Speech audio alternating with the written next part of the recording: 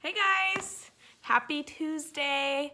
I hope you've had a good day. Hope that you have had a chance to get some work done, and hopefully you're reading, writing, doing some math. And I hope that everybody is staying healthy. So today is the last day for the second clue of Penelope Peabody. It says that there's so much excitement in the Big Apple. My legs were exhausted after I walked up to the top of the Empire State Building. I wish someone had told me about the elevators before I'd done that. Tomorrow I'm headed to the other end of the state to see Niagara Falls. If I can find my way, I'm lost. What state am I in? Here's the clue one last time. Tomorrow I will reveal the answer where Penelope Peabody is. We will draw it in on our map, and I will give you clue number 3 for a different state. I had some more students send me their messages. Good job, you guys. And I totally forgot someone yesterday. Weston, I'm sorry. He had his answer to me earlier, and I forgot to add his name to my list. So Weston, you're on my list too. And then I have 2 new students who got back to me. Nikki, you got it right. Good job, buddy. And Madison. Hey, Madison, how are ya? All of you guys got it correct. So now we have a total of 1, 2, 3, 4, 5, 6, 7, 8, 9, 10 students who have gotten the Big Apple question correct. Those people are Bennett, Cadence, Bella, Marco, Caden, Adelaide, Ava, Weston, Nikki, and Madison. Great job, you guys. Tomorrow I'll reveal what state she's in, and then I've got a new clue for you. So, I have a story for tonight, and I'm pretty sure I've read this to you before, but I purposely picked this book out for you today because it has a very important message or theme in the story. Remember, a theme or a message in the story is what the author is trying to tell us through the story. So, you may remember this book. It's called Super Chicken.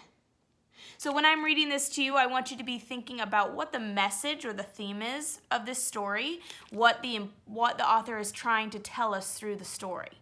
So the author of this is Mary Jane and Herm Auch, 2 authors. Super Chicken. Look how it's spelled too. Spelled differently.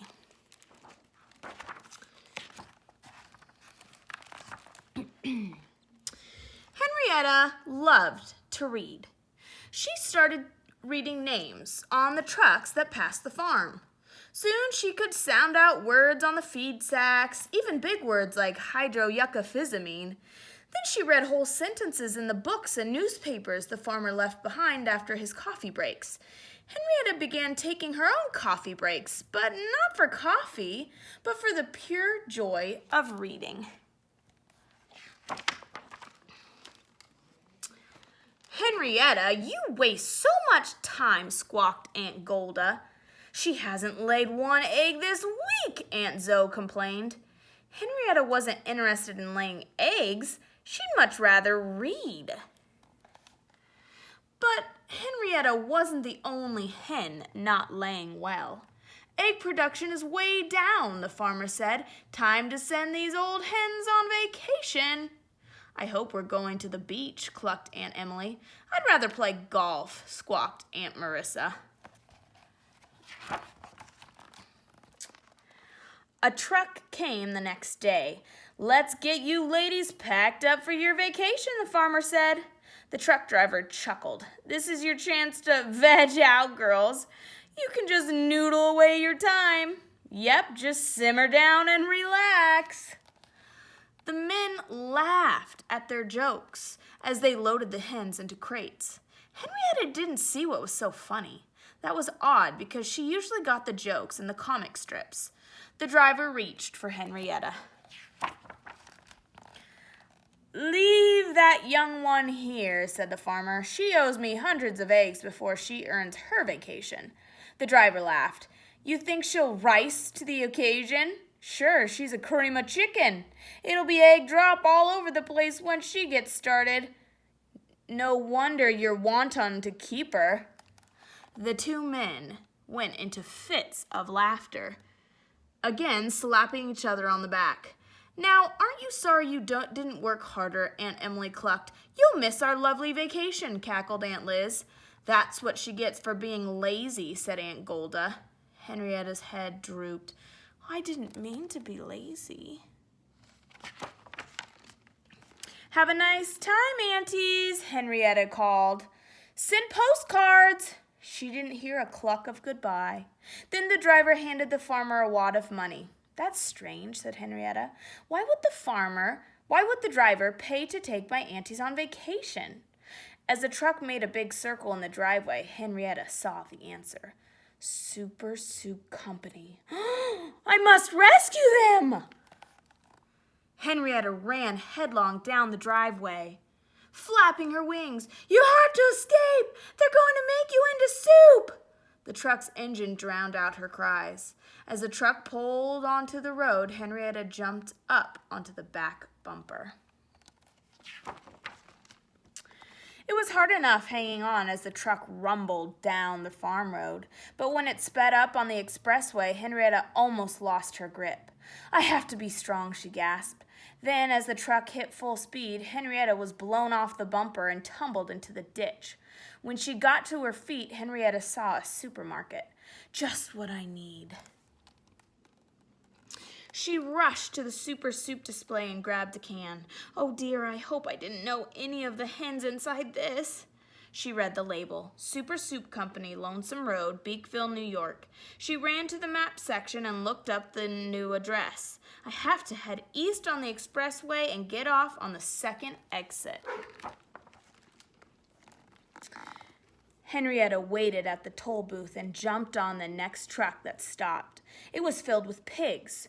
"Are you going on vacation with us?" one pig asked. "Vacation? That sounds fishy to me. I'll check it out." Henrietta read the letters on the truck. Saucy Sausage Company. That's a bad sign. Henrietta told the pigs about their fate. "When this truck stops, you must run for your lives." Then the truck turned at the wrong exit. "I have to leave," Henrietta said. "Good luck, and please learn to read so you don't get tricked again." The pigs promised that they would.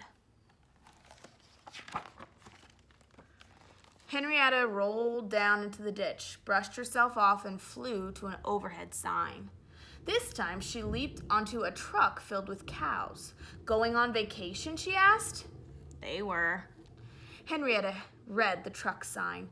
"Happy Hamburger Company." She warned the cows about being made into burgers, and then the truck pulled off at the rest stop. "No time to rest. Everybody run, and please learn to read. Reading can save your lives." Henrietta jumped onto a truck covered with a tarp. Suddenly she heard clucking. Could it be? She read the sign on the truck. Super Soup Company. "Aunt Golda, Aunt Marissa, Aunt Emily, are you here?" "Nobody here by those names," a hen clucked. "Were your aunts going on vacation?" "Nobody," Henrietta squawked, pulling back the tarp. "They're going to make you into chicken soup." This set off such a commotion, Henrietta had a terrible time calming down the hens. By the time they arrived at the Super Soup Company, Henrietta had everybody ready. But she was worried. "I hope my sweet aunties aren't soup yet." When the driver stopped the truck, the hens escaped in an explosion of squawks and feathers. Henrietta slipped through a door and started reading the signs in the hallway. Holding room, beheading room, plucking room, canning room. Oh dear. If they've gone beyond this first room, it's too late. There were complicated instructions on the holding room door that involved pecking out the word noodle with her beak. The door opened. "Aunties, it's me, Henrietta. Are you here?" "You should have stayed home," Aunt Golda said. "This is a rotten hotel."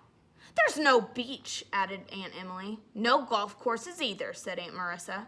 Remembering how upset the hens in the truck had become, Henrietta decided not to explain about the soup. "I'm opening the cages. Then you must follow close behind me and keep running till I tell you to stop." "What, are you the activities director?" Aunt Liz squawked. "I want to rest, not run my drumsticks off." "Me too," said Aunt Olive. "Where's my hammock?" "Take us to the mall," said Aunt Zoe. "Let's buy what the young chicks are wearing." "You'll be wearing a can if you don't come with me," Henrietta screeched. "This is a chicken soup factory." The hens were terrified, but they followed Henrietta through the factory and out the main door. They ran their drumsticks off until Henrietta found a winding road with small farms tucked along its length. When she paused at each mailbox to check what was inside. "What are you looking for?" asked Aunt Liz. "Clues," said Henrietta. "What kind of clues?" asked Aunt Olive. "Clues like this." Henrietta pulled out a copy of The Versatile Vegetarian. "We'll be safe here. This lady doesn't eat chicken." "How do you know?" asked Aunt Emily. "I know because I can read." Henrietta went up to the farmhouse. The farmer was delighted to see her. She told Henrietta that she didn't eat beef but kept cows for milk. She didn't eat pork but kept pigs for digging truffles. And best of all, she didn't eat chicken, but she liked to have eggs for breakfast and an occasional quiche. Henrietta went back to report to the others. "The farmer wants us to live here. She even has jobs for us." "Jobs?" squawked Aunt Marissa. "We never even got a vacation." Henrietta smiled. You'll like this job. We're supposed to eat the bugs in her big organic vegetable garden." "Eating bugs isn't work," clucked Aunt Liz. "That's delicious." From then on, Henrietta's aunties had a wonderful time patrolling the garden for bugs, and Henrietta took on a very important new career. She became a reading teacher. The end. I love that story. Did you guys figure out the message in it? The message or the theme of this story is that it is important to be reading. I hope you guys are doing that. I hope you're having a chance to read some of the things I sent home, and I hope that you are going to have a great night. I will see you guys back tomorrow. I will tell you where Penelope Peabody is, and I will give you a new clue tomorrow. Bye, guys. Have a good night.